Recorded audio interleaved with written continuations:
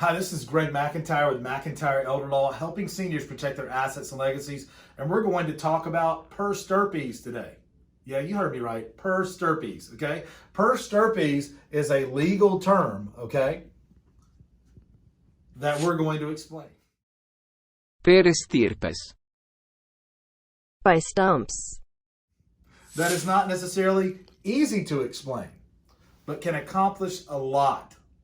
And you see it in your wills. You see people use it in wills, attorneys use it in wills.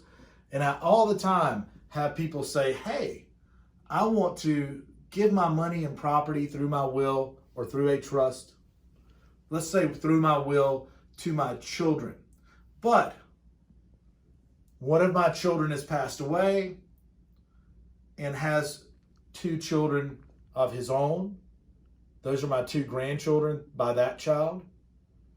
And I want those grandchildren to get that deceased son's portion. Per Sterpis can accomplish that simply by using that term in the planning. Per Sterpis. By stumps. Per Sterpis. Per I'm going to Sterpis. talk about Per Sterpis, or they might say, hey, I want to make sure that if any of my children predecease me, that child's portion goes to the grandchildren. And that's a good, simple explanation for what Per Sterpis is and how it works. So I wanted to draw it out for you because I like to draw things out and I like for you to see how they work. So this is a new map, a Per Sterpis map that I'm going to make. And I'll do that a little more professionally for anyone out there who would like it. But I'm going to draw that out on the screen for us right now. So we'll do it in orange. Per Sterpis. P-E-R, two words, P-E-R, Sterpis, S-T-E-R-P-I-S. And Taylor, what does Per Sterpis mean? It means that if my children, my children's children, down the family line. Let's just look at Per Sterpis' definition. Investopedia says Per Sterpis is a legal term stipulating that should a beneficiary predecease the testator, the person who has made out the will, the beneficiary's share of the inheritance goes to his heirs. While the term Per Sterpis is commonly used to refer to an individual's assets under a will, it's sometimes used in beneficiary designations for IRAs. While Per Sterpis and per capita are similar, there are differences. Per capita means that any surviving descendant of the same generations distributes property equally. La la la. So I'm going to stay on Per Sterpis. Maybe we'll capture per capita. So let's say that you have a person. We'll say husband and wife. Okay.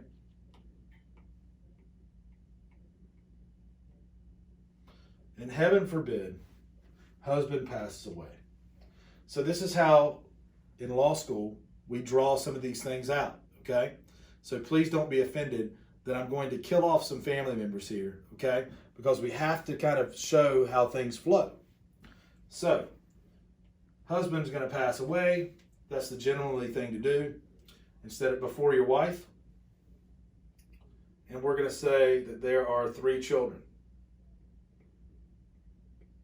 Child 1.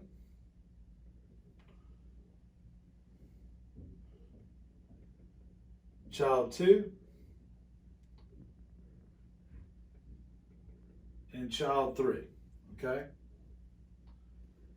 And unfortunately, before mom here, the wife, passes away, child 3 passes away. But before we have that happen,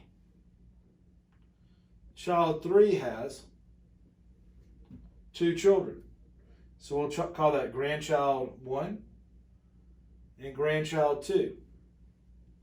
And then child 1 over here, that child has 2 children as well. We'll call that grandchild 3 and grandchild 4. Child 2 has no children yet. Okay, so that's our family tree so far.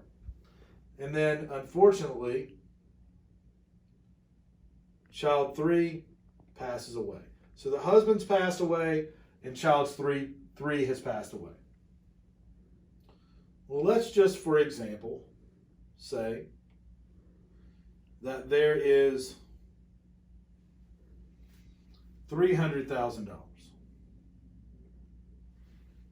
that the wife is going to pass down evenly and wants it to pass per Sterpis